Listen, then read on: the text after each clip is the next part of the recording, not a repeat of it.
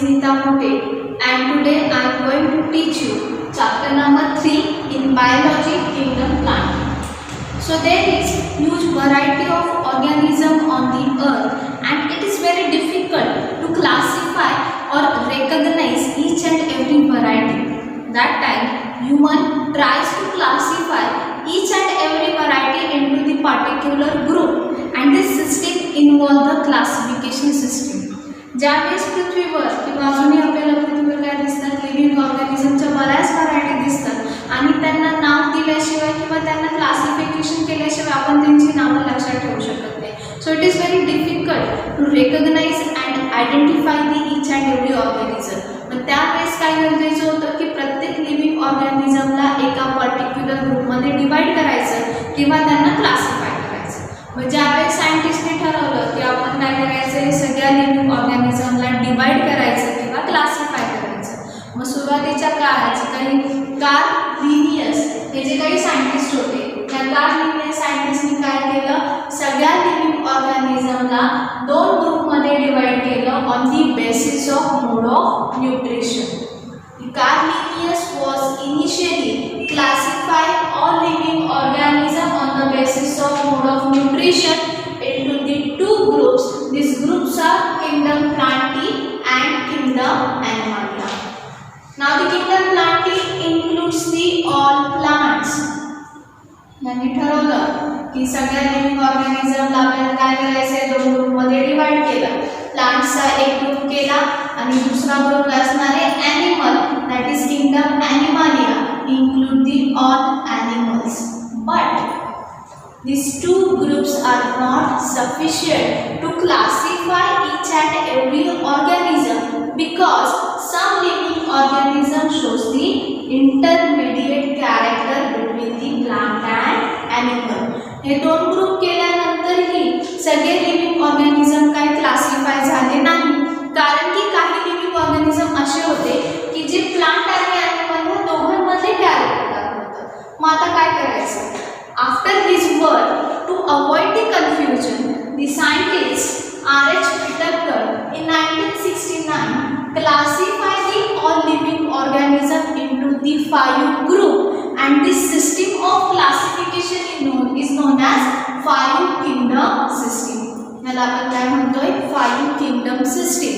या सिस्टम मध्ये पहिला जो किंगडम असणार आहे किंगडम मोनेरा, यामध्ये काय असणार आहे, ऑल प्रोकॅरियोटिक जे आहेत किंगडम मोनेरा मध्ये आहे. Second kingdom kingdom protista, which include the unicellular eukaryotic organism.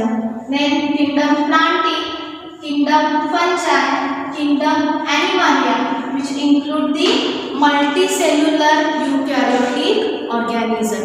And today we are going to learn about the kingdom Plantae, which is the one of the kingdom between these 5 kingdom system.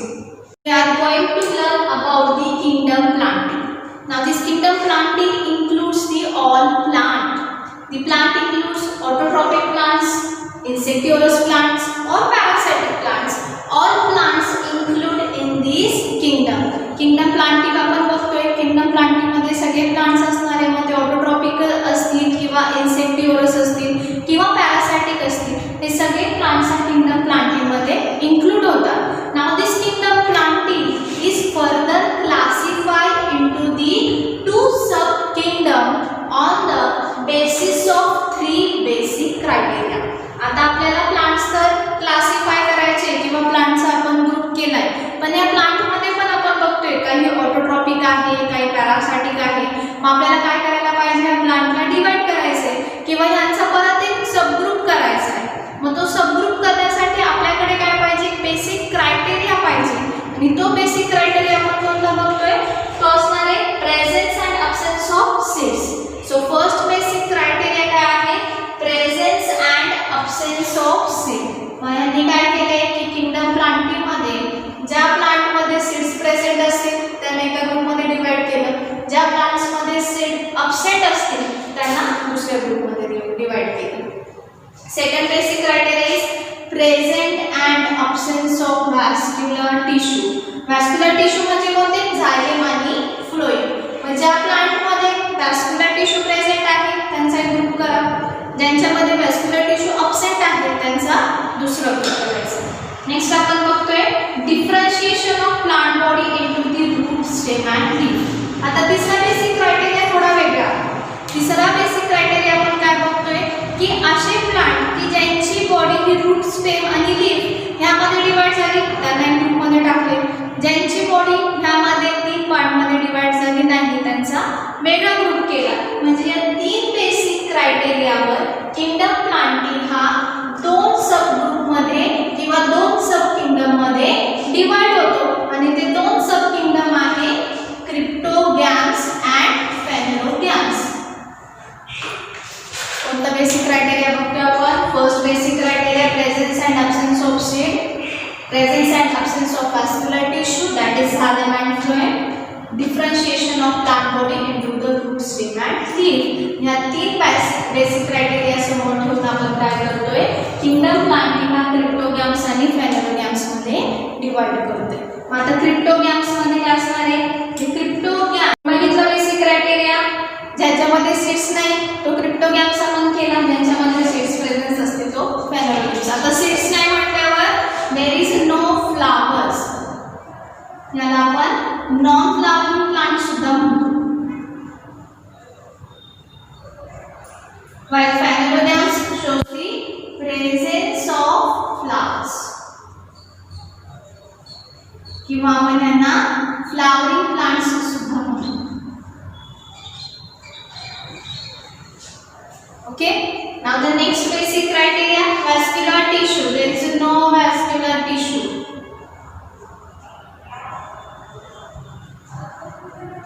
किंवा आपण absence of vascular tissue म्हणू शकतो. There is a presence of vascular tissue. Last, there is a sex organ is hidden sex organ. आता krypton म्हणजे आपण काय सांगतोय? Krypton means क्रिप्टोगॅम्स जे आहेत त्यांच्यामध्ये जे काही सेक्स ऑर्गन असतात मेल आणि फिमेल गॅमेट जे हिडन असतात किंवा लपलेले असतात, आपल्याला ते सीड्स मध्ये किंवा जो काही आपल्याला प्लांटचा पार्ट दिसतोय त्यामध्ये ते प्रेझेंट दिसत नाही.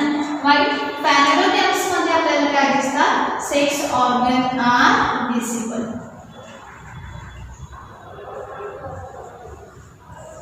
ह्याच्यामध्ये काय आहे? Sex organs are visible. So these are the characteristics of these 2 sub kingdom cryptogams and phanerogams. Cryptogams, there is the absence of seeds, absence of flowers, there is no seeds, no flowers, no vascular tissue, then sex organ is hidden.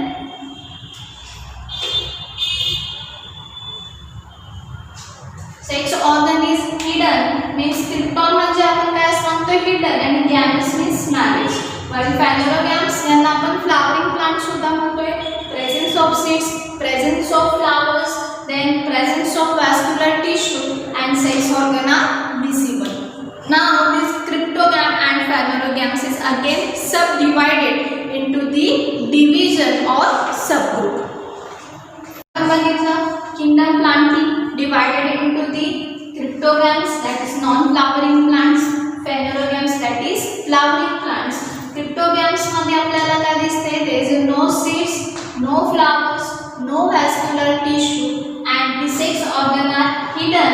Crypton means hidden and gametes means marriage. While phanerogams मध्ये presence of seeds, presence of flowers, presence of vascular tissue, and sex organ are visible. Now these cryptogams and phanerogams is further classified into the division. आता cryptogams जो आहे, cryptogams मध्ये आपण काय सांगतोय? There is no vascular tissue. आता त्याला आपण म्हणतोय नॉन व्हॅस्क्युलर प्लांट. हे नॉन व्हॅस्क्युलर प्लांट 2 डिव्हिजन मध्ये डिवाइड होतंय. Division first is Thallophyta, division second is Bryophyta. Third division आपण ज्यामध्ये सांगतोय ती असणार आहे टेरिडोफायटा, म्हणजे व्हॅस्क्युलर प्लांट आपण त्यामध्ये सांगतोय की हा जो काही आहे की याच्यामध्ये आपल्याला झायलेम आणि फ्लोएम दिसतात, ह्याला आपण म्हणतो व्हॅस्क्युलर प्लांट. आणि त्याचा थर्ड डिव्हिजन जो असणार आहे टेरिडोफायटा. सो दिस क्रिप्टोगॅम सब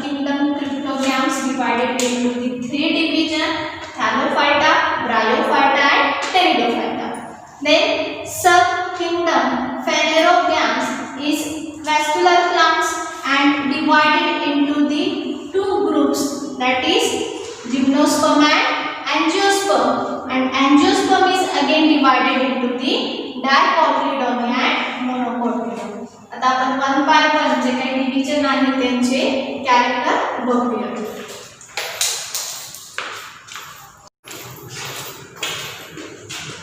आता जो काही सब किंगडम आहे क्रिप्टोगॅम्स, ह्या सब किंगडम मधला जो काही डिव्हिजन आहे थॅलोफायटा, पहिली डिव्हिजन, या पहिल्या डिव्हिजनचे आपण कॅरेक्टर बघणार आहोत. आता थॅलोफायटा म्हटलं की थॅलोफायटामध्ये मोस्टली काय असतात, अल्गी असतात.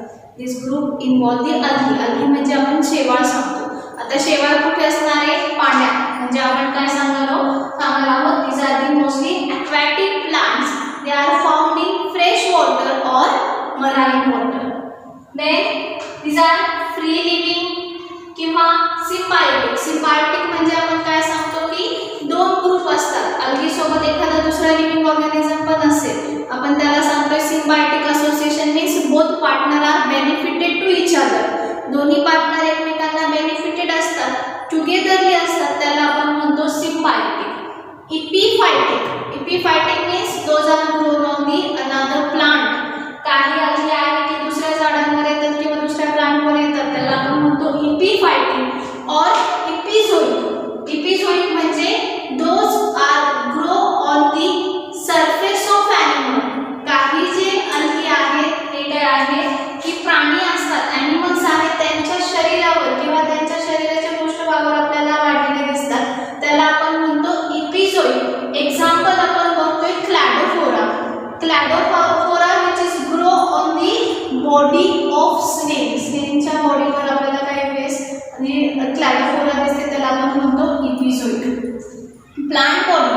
आता ह्याच्यामध्ये आपल्याला प्लांट बॉडी जी आहे अल्गीची शेवाळ आहे आपल्याला पसरट दिसते, त्याला आपण म्हणतो thalloid. Plant body is thalloid and अनडिफरन्शिएटेड.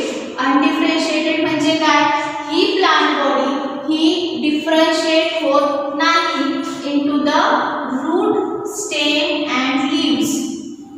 Route, stem and leaves मध्ये ह्या डिफरन्शिएट होत नाही, म्हणून आपण त्याला म्हणतोय प्लांट बॉडीज थॅलॉइड म्हणजे पसरट. थॅलॉइड थाली, थाली आपण म्हणतोय ताटासारखी पसरट असते. अनडिफरन्शिएटेड प्लांट बॉडी आपल्याला दिसते.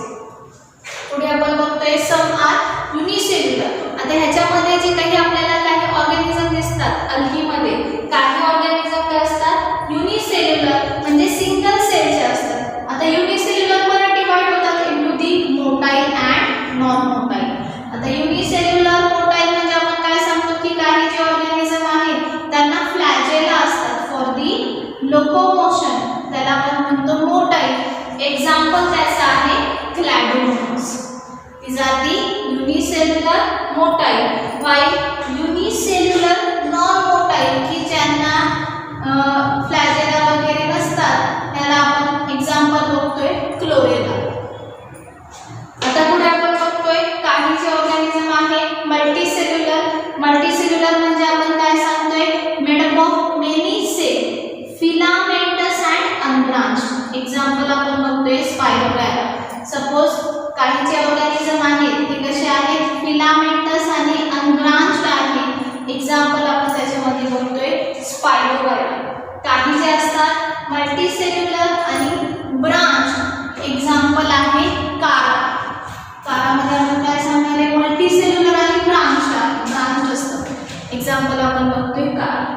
काही जे ऑर्गॅनिझम आहे किंवा काही जे अल्गी आहेत, अल्गी मध्ये आपण काय सांगतोय, दिसम अल्गी आधी macroscopic which grow huge body and this body is around 60 meter long and example of this huge algae is sargassum. जे काही आपण सांगतोय सर्गॅसम जे आहे हिची आपल्याला ह्यूज बॉडी दिसते, 60 मीटर लॉंग त्याची बॉडी असते, तर आपण काय सांगतो की जर microscopic huge body of algae which is grow the 60 metre. Example sargassum. आता याची सेल वॉल जी आहे, cell wall is made up of the glucose and protein. Cell wall is made up of glucose and protein.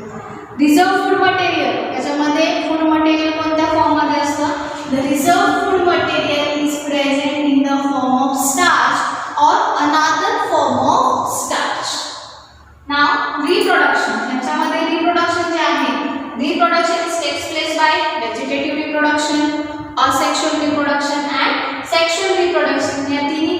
होते ह्याच्यामध्ये आपल्याला reproduction दिसते. आता ह्याच्यामध्ये आपण जे काय सांगतो there are two different phases of life cycle. First phase आहे gametophytic phase and sporophytic phase. Due to this two different phases the life cycle shows the phenomenon of alternation of generation. ह्याच्यामध्ये आपल्याला काय दिसते alternation of generation गॅमेटोफायटिक आणि स्पोरोफायटिक phases आपल्याला ह्याच्यामध्ये दिसतात. So these are the characteristics of thallophyta. परत एकदा बघूया सब किंगडम क्रिप्टोगॅम्स. ह्याच्यामध्ये आपण डिव्हिजन फर्स्ट बघतोय. Division first thallophyta. Thallophyta means mostly algae. याच्यामध्ये आपण सांगतोय first character is are aquatic, fresh water, found in and marine water. Some are free living or symbiotic or epiphytic or epizoic. Epizoic example आपण बघितले Cladophora. The plant body is thalloid, undifferentiated. Then some algae or some organisms are unicellular, motile. Example आपण बघितले Cladomonas. Some are unicellular, non-motile. Example आहे Chlorella. Some are multicellular, unbranched, filamentous. Example Spirorella. काही जे असतात ते काय आहेत branch. Example Carp. Then the microscopic algae having huge body around the 60 meter. त्याचे एक्झाम्पल आपण बघतोय सर्गॅसम. Then cell wall is made up of with glucose and protein. These are food material is in the form of starch or another form of starch. Reproduction takes place with the help of vegetative reproduction, asexual reproduction and sexual reproduction. There are two different phases, gametophytic and sporophytic phase.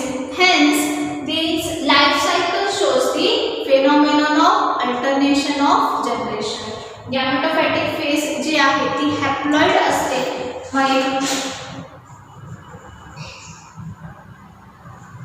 स्पोरोफायटिक phase जी आहे ती असते diploid असते.